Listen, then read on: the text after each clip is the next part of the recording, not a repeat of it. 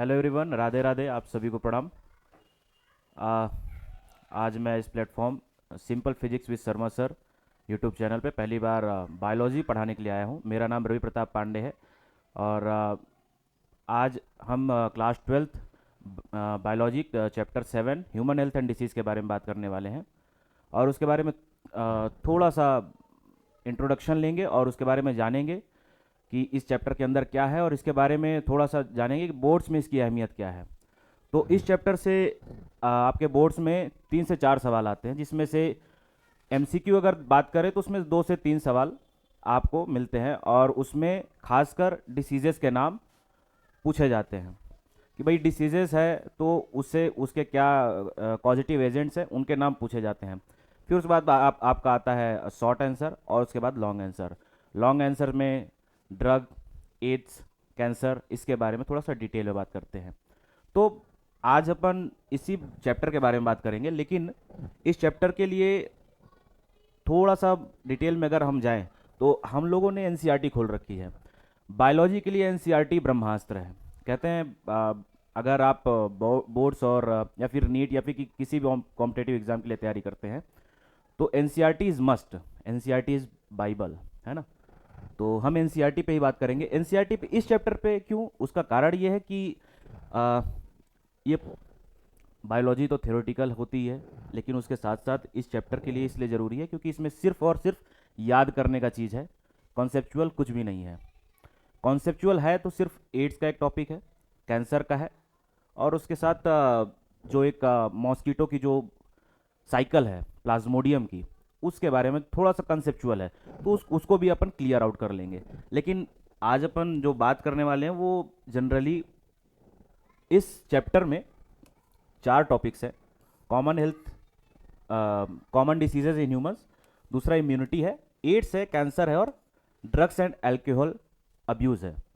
तो इस चैप्टर में आज सिर्फ हम इस टॉपिक पे बात करेंगे, कॉमन डिसीजेज एंड ह्यूमंस, उसके पॉजिटिव एजेंट्स, क्या क्या डिसीजेज होती हैं, इसके बारे में बात करेंगे। लेकिन उससे पहले जब जब अपन नाम पे घुसते हैं, ठीक है भाई, नाम से ही हमको बहुत सारी चीज़ें पता चल जाती है ना।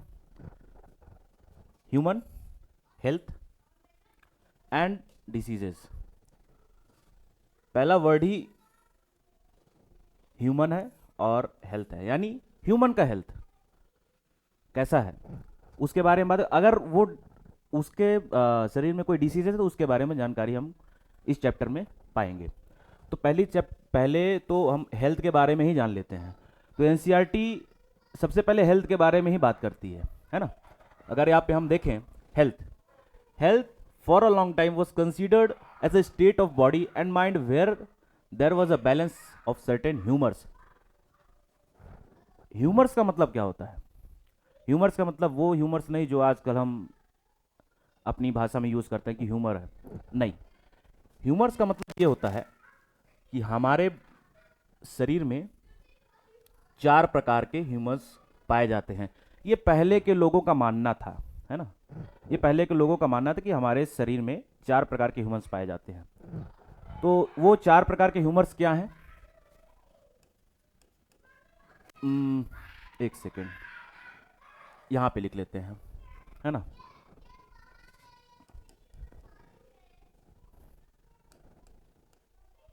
ठीक। तो इस ह्यूमर वर्ड को थोड़ा सा बाइफरकेट करेंगे। इसमें जो 4 प्रकार के ह्यूमर्स पाए जाते हैं, वो पहला है ब्लड, जो कि हमारे ऑल ओवर पूरे बॉडी में पाया जाता है और जो सबसे ज़्यादा मात्रा में बॉडी फ्लूइड है, ब्लड। दूसरा है फ्लेम, है ना, FHLEGM, ठीक। और तीसरा जो है वो है ब्लैक बाइल, और चौथा जो है वो है येलो बाइल, येलो बाइल, ठीक। ये 4 प्रकार के ह्यूमर्स पाए जाते हैं, जो कि पहले के लोगों का मानना था। अभी क्या है आगे पढ़ेंगे। This is what early Greeks like Hippocrates, यहाँ पे एक नाम आता है हिपोक्रेट्स। इस वर्ड से लास्ट 10 ईयर्स में 2 सवाल आए हैं। अगर आप अपने 10 ईयर्स आपके पास होगा तो 2 सवाल एमसीक्यू में एक पूछा गया और एक सब्जेक्टिव क्वेश्चन में उसके बारे में पूछा गया था कि भाई हेल्थ को थोड़ा सा डिफाइन करो अलग उसमें। तो उसमें आप आंसर में हिपोक्रेट्स का नाम ले सकते थे। हिपोक्रेट्स कौन है? हिपोक्रेट्स के बारे में बात करें तो is called as the father of medicine, है ना, father of medicine, as well as Indian Ayurveda system. Allopathy पहले नहीं थी, आयुर्वेद के हिसाब से सभी का इलाज होता था। तो Indian Ayurveda system of medicine asserted it was thought that person with black bile, black bile के यानी काला पित्त बोलते हैं उसको हिंदी में, काला पित्त, that thought person with black bile belong to hot personality and would have fevers, यानी जो जिसके शरीर में ब्लैक बाइल की मात्रा ज्यादा होगी, he belongs to or she belongs to hot personality and would have fevers, उसको बुखार आएगा, ऐसा पहले के लोगों का मानना था।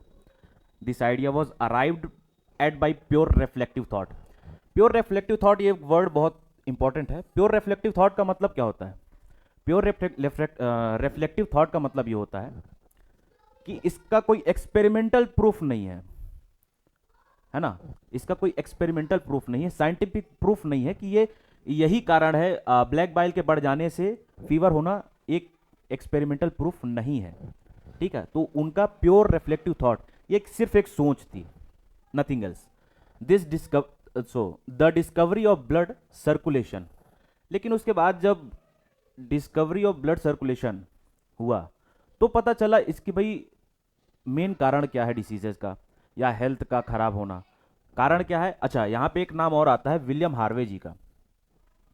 विलियम हार्वे जो थे, उन्होंने डिस्कवरी ऑफ ब्लड सर्कुलेशन किया, उसके ब्लड सर्कुलेशन की डिस्कवरी की। तो ये नाम भी बहुत इंपॉर्टेंट है, कई बार पूछा जा चुका है एमसीक्यूज में। तो अच्छा, मैंने बताया कि 2-3 एमसीक्यूज आते हैं, तो कम से कम मिनिमम टू मिनिमम 2 एमसीक्यू तो पूछे ही जाते हैं बोर्ड्स में। तो विलियम हार्वे जी का नाम इंपॉर्टेंट हो जाता है, ठीक है। यूजिंग एक्सपेरिमेंटल मेथड, यस, उन्होंने एक्सपेरिमेंट करके इस मेथड को डिस्कवर किया, ब्लड सर्कुलेशन को, एंड डेमोन्स्ट्रेट किया normal body temperature in person with the black bile using thermometer, disprove the good humour. अच्छा, यहां पे एक नाम आया good humour. Good humour, bad humour, दो चीजें होती हैं, बताता हूं। अब यहां पे समझ लेते हैं, है ना। जैसे गुड ह्यूमर है, गुड ह्यूमर कौन होता है या उसके अंतर्गत कौन आते हैं? जिनका ब्लैक बाइल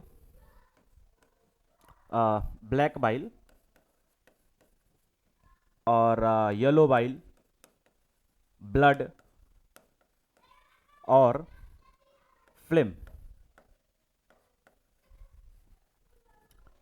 बैलेंस्ड हो,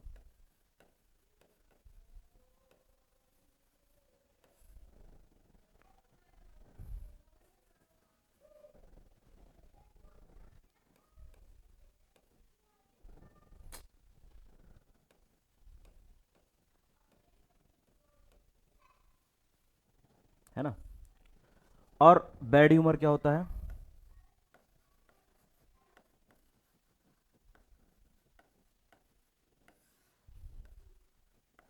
ये चारों चीज इम्बैलेंस्ड हो। तो ये माना गया कि भाई इन्होंने एक्सपेरिमेंटल मेथड किया, किसने? विलियम हार्वे ने। डेमोन्स्ट्रेट किया of normal body temperature using thermometer, black bile का उन्होंने थोड़ा सा निरीक्षण किया और ये डिस्प्रूव्ड कर दिया कि जो गुड ह्यूमर की हाइपोथेसिस थी वो गलत थी, उससे इसका कोई लेना देना नहीं है, ना ही ऐसा बैड ह्यूमर की कैसी कोई ऐसी कोई हाइपोथेसिस सही है, ऐसा कुछ भी नहीं होता। जनरली ऐसा देखा जाता है, जो एक्सपेरिमेंटल प्रूफ है ऐसा कुछ भी नहीं होता। लोगों का मानना था कि गुड ह्यूमर कौन होता है? जो ये पूरा चीज बैलेंस्ड हो, तो वो गुड ह्यूमर का आदमी है। और जो बैड ह्यूमर यानी जो इम्बैलेंस, ये चारों चीजें इम्बैलेंस हो, और साथ ही ब्लैक बाइल जो है वो इंक्रीज्ड हो, तो उसे फीवर मानते थे पहले के लोग, है ना। लेकिन विलियम हार्वे ने डिस्प्रूव कर दिया। In later years, biology stated that the mind influences through neural system, endocrine system, immune system, and that our immune system maintains our health. तो यहाँ पे लाइन है, immune system maintains our health. भैया अगर आपका immune system अच्छा रहेगा, good रहेगा, तो आपकी हेल्थ भी बहुत अच्छी होगी, ठीक है। Hence mind and mental state can affect our health. Mind और मेंटल स्टेट का अगर वो दिक्कत हुआ, अगर आप मेंटली आप अच्छे नहीं हैं, फिजिकली आप अच्छे नहीं हैं, तो आपको हेल्दी नहीं माना जा सकता। ये यहाँ पे लिखा हुआ है, of course health is affected by.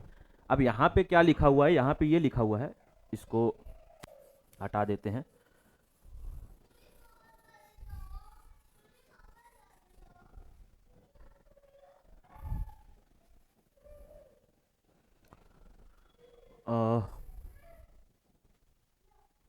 Yes, तीन चीज़ें लिखी हुई हैं कि भैया आपका हेल्थ जो है किन चीज़ों से अफेक्ट होता है।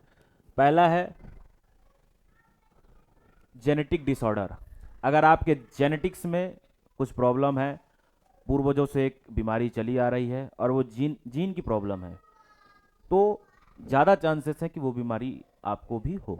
तो जेनेटिक डिसऑर्डर से आपको डिसीजेस हो सकते हैं। Deficiencies with which a child is born and deficiencies यानी जन्मजात बीमारी, चाइल्ड बॉर्न। डेफिशिएंसीज और defects which child inherits from parents from birth, यानी जन्म से ही जो पेरेंट्स से बच्चों में बीमारी जाती है वो जेनेटिक डिसऑर्डर के अंदर आती है। दूसरा इन्फेक्शन। आजकल तो इन्फेक्शन सभी जगह देखा जाता है कि भाई इन्फेक्शियस चीज़ें, आप जैसे अब बाहर रहते हो या बाहर की चीज़ें खाते हो तो उससे इन्फेक्शन होने का ज़्यादा डर रहता है। तो इन्फेक्शन से तो आप सभी जानते ही हैं। Life style including food and water we take. भैया life style including food and water we take यानी आपका जो खान पान है उससे भी आपके हेल्थ में बहुत फर्क पड़ता है। Rest and exercise we give. अब कई लोग हैं जो एक्सरसाइज करते ही नहीं हैं, कई लोग बहुत अच्छी एक्सरसाइज करते हैं। देखो यहाँ पे एक्सरसाइज का मतलब ये नहीं कि आप जिम जाओ, एक्सरसाइज का मतलब आप थोड़ी बहुत एक्सरसाइज भी करते हो तो उससे काफ़ी फर्क आपके हेल्थ में पड़ सकता है, और आप एकदम ही नहीं करते तो उससे भी फर्क पड़ेगा। We give our body and habits that we have or lack. आपकी जो आदतें हैं जो आपके पास हैं और नहीं हैं, यानी कौन सी आदतें, आप एक्सरसाइज करते हो ये अच्छी आदत है, लेकिन नहीं करते वो बुरी आदत है, तो उससे आपके हेल्थ में बहुत दिक्कत पड़ सकती है। आगे पढ़ते हैं नेक्स्ट पेज में। यहां पे जो है हेल्थ को डिफाइन किया गया है। Health is very frequently used by everybody. How do we define it, हम उसे कैसे डिफाइन करते हैं, ये एनसीईआरटी सवाल पूछ रही है। Health does not simply mean absence of disease. हम सिंपली ये समझते हैं कि अगर आपको बीमारी नहीं है तो आप हेल्दी हैं, नहीं। इसका बहुत आगे बताया भी है। फिजिकल फिटनेस या फिर उसके अगर आप फिजिकली फिट हैं तो इसका ये मतलब नहीं कि आप हेल्दी हैं। It could be defined state of complete physical, mental and social wellbeing. आपको फिजिकली भी फिट होना पड़ेगा, मेंटली भी फिट होना पड़ेगा, सोशली भी फिट होना पड़ेगा। तीनों तरीके से अगर आप फिट हैं तो ही आपको हेल्दी बोला जाएगा, अदरवाइज नहीं। या इसमें जैसे फिजिकल और मेंटल, अगर आप फिजिकली फिट है लेकिन मेंटली फिट नहीं है, या आप मेंटली फिट है लेकिन फिजिकली ओबेसिटी का कारण है, मोटापा है। जनरली आजकल देखते भी हैं कि कई लोग मोटापा के शिकार हो जाते हैं, तो फिजिकली आप फिट नहीं तो वो भी हेल्दी का कारण नहीं है कि आप हेल्दी हो, इसका मेन रीज़न वो नहीं है, ठीक है। When people are healthy they are more efficient at work, the increase productivity and brings economic prosperity. Health also increase longevity of people and reduces infant and maternal mortality। यानी infant and maternal mortality का अर्थ ये हुआ कि health मरने की जो जैसे संख्या है उसे कम कर देती है। आप जितना हेल्दी रहेंगे उतनी ही मॉर्टेलिटी रेट कम हो जाएगी, ठीक। आगे पढ़ते हैं। Balance diet. अच्छा, बैलेंस डाइट का मतलब क्या हुआ? आप लोगों ने रोज़मर्रा में आप लोगों ने डाइट का वर्ड सुना होगा। डाइट का मतलब क्या होता है? डाइट का मतलब ये नहीं होता कि आप खा रहे हो या फिर आप कम चीज़ें खा रहे हो, नहीं। डाइट का मतलब होता है कि आपके डाइट में कुछ चीज़ें ज़रूर इंक्लूड होनी चाहिए और बैलेंस्ड होनी चाहिए। कौन कौन सी चीज़ें हैं वो? कार्बोहाइड्रेट, प्रोटीन,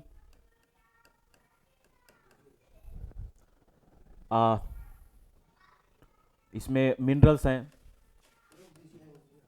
अच्छा,